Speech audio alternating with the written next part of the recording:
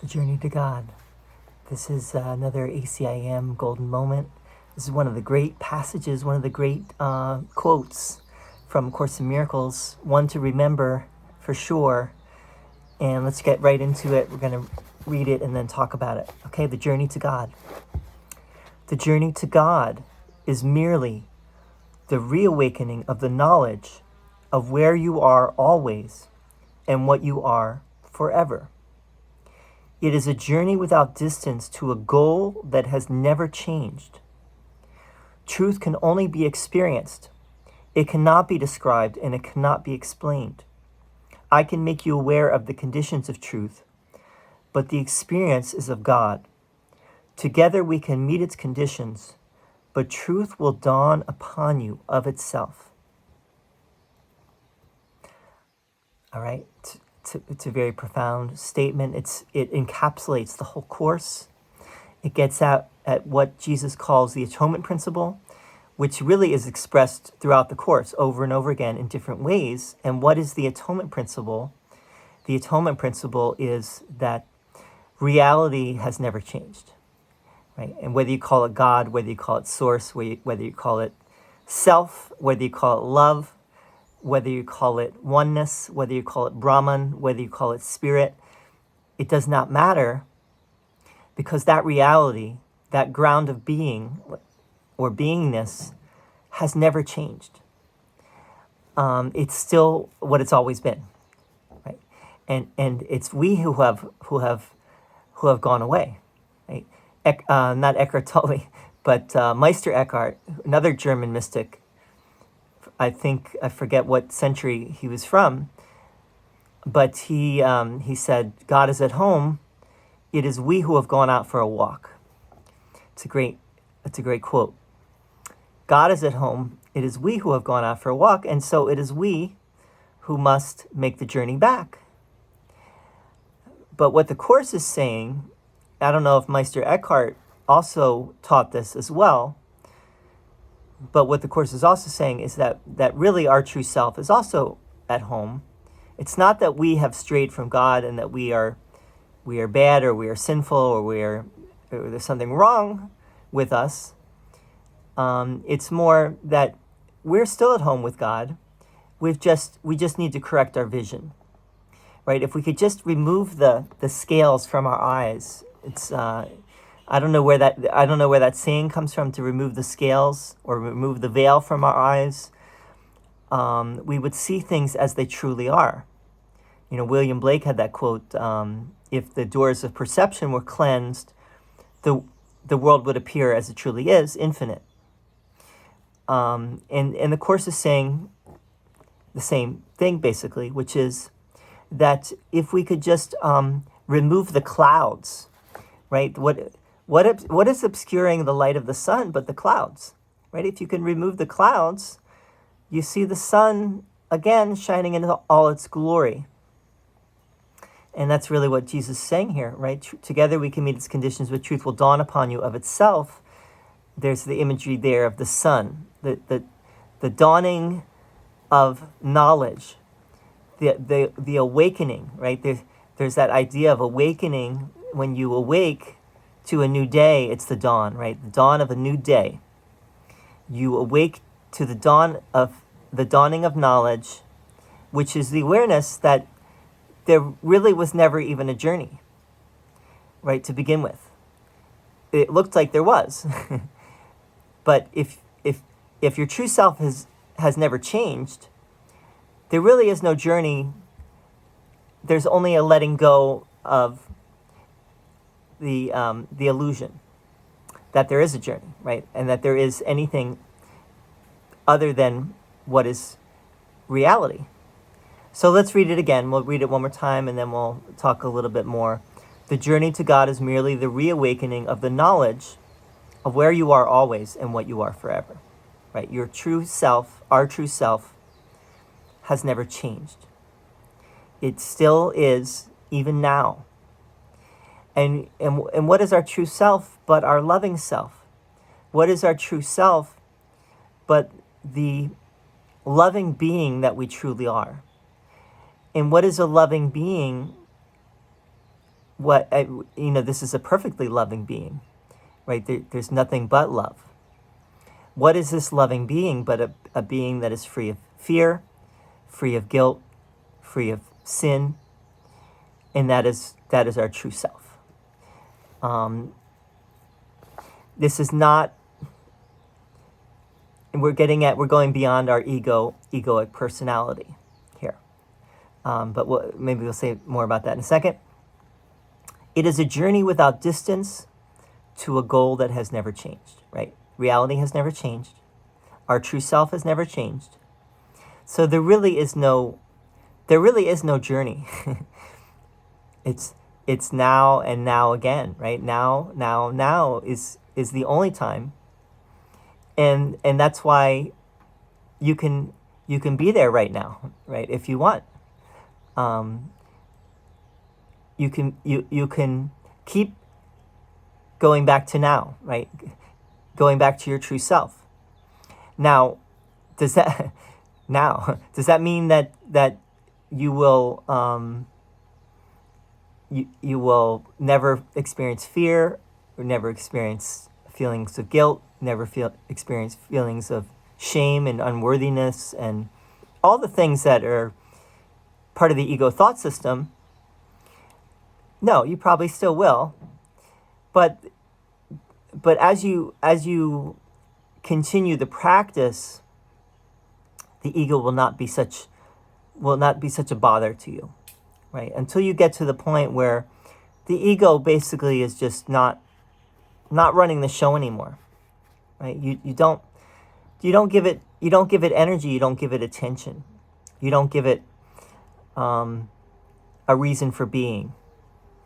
But rather, you just rest more and more in your true self, which is, you could call spirit, or the Course calls Holy Spirit. You become more and more the messenger that you really are in reality, which we all are. No one really is special here. You're only chosen if you choose to be chosen. then you are chosen. So anyway, truth can only be experienced, it cannot be described, and it cannot be explained.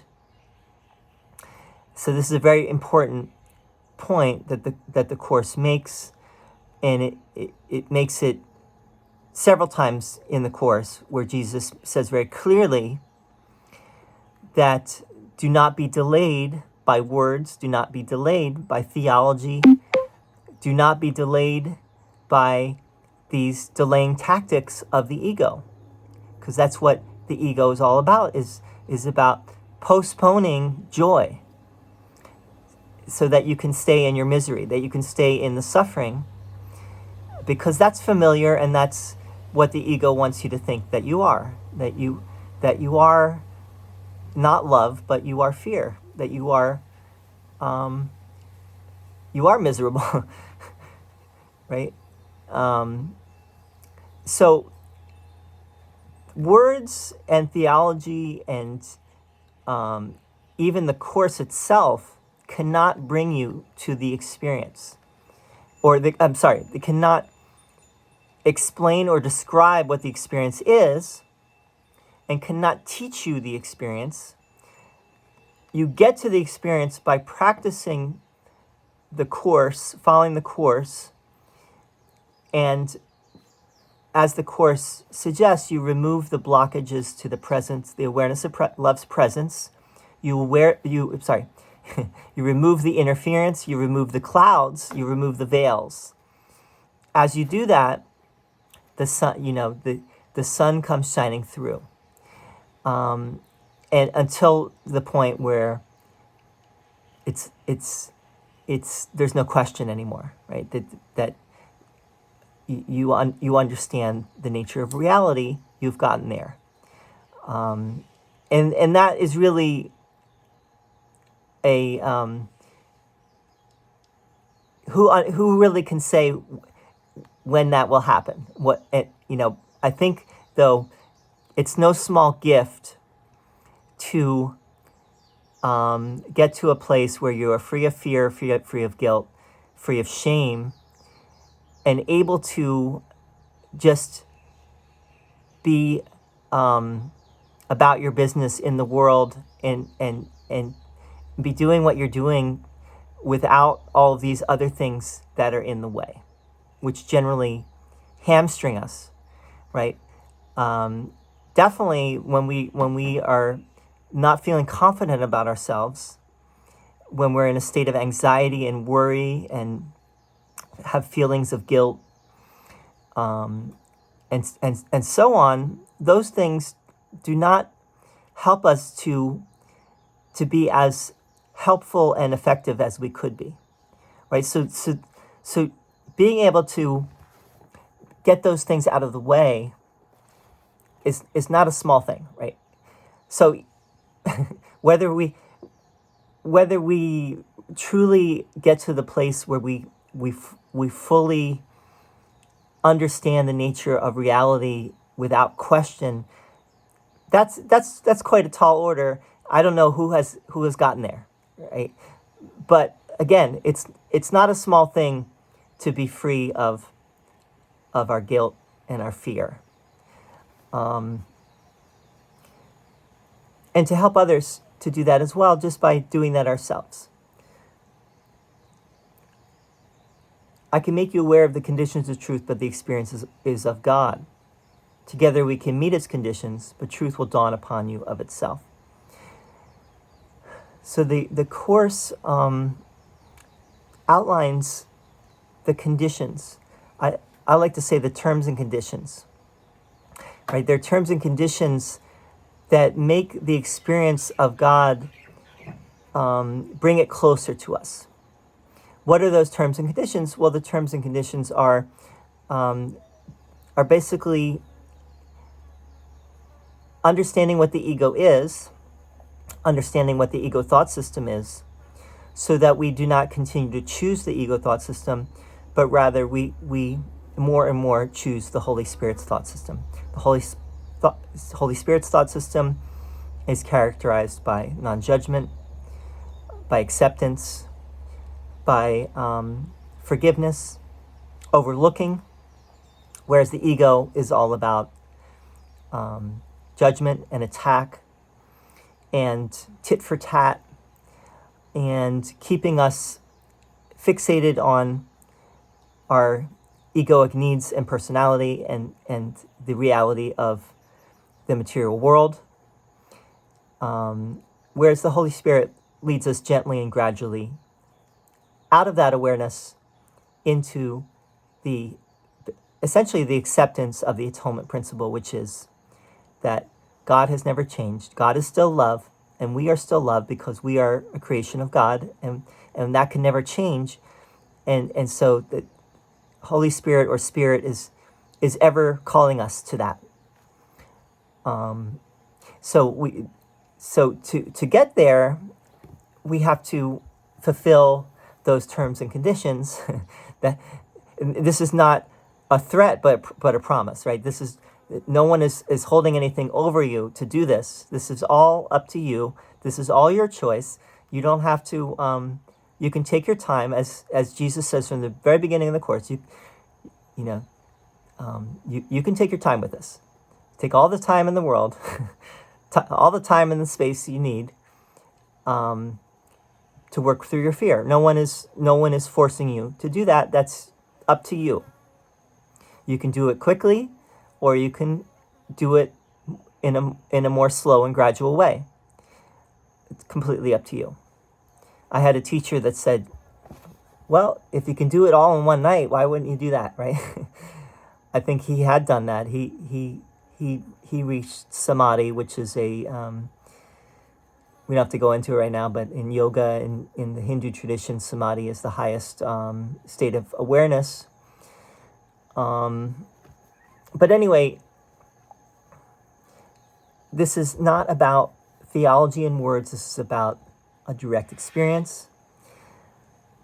In that experience, we realize time and space are an illusion. The ego is an illusion. The world as we know it is an illusion. The body is an illusion. Our personality is an illusion. And everything was leading to that moment. And that is the only moment, right? That is the only reality is the awareness when you get there that nothing else really exists, that everything was bringing you to that awareness. What else can we say? I was going to say, I was reading about the story of Echo and Narcissus to my 6-year-old last night. And I was thinking about Narcissus looking at his reflection in the water, right? And falling in love with himself, looking at his reflection. And it was partly Echo kind of cursed him, right, to fall in love with himself. and then when the water became churned up, he couldn't see his reflection, right, in the water. But if you look at it from the Course's perspective, so that would be the ego, right, falling in love with yourself, falling in love with your body and your physical appearance and your ego personality. But if you look at it from the Holy Spirit's and what Jesus is saying in the Course, when the water becomes still, right, when there's no churning and there's no ripples in the water because things are not being churned up, and you're quiet and you're calm, then you can see reality clearly. But as soon as the water gets churned up, you cannot see your reflection anymore. So this is, I think, a very helpful way of looking at the Course too, is that when we judge and attack others, when we get into that place of egoic upset, however that looks like for us, right? When we get into a place of anger and upset, what we do is we churn up the water so that we can no longer see our true self. We can only see our true self when we are calm, when we are in that loving heart space, right? When we're in that loving, centered heart space, then we can see our true reflection. So anyway, I hope this is helpful. I'm going to keep doing these golden moments. I know this is quite a long one.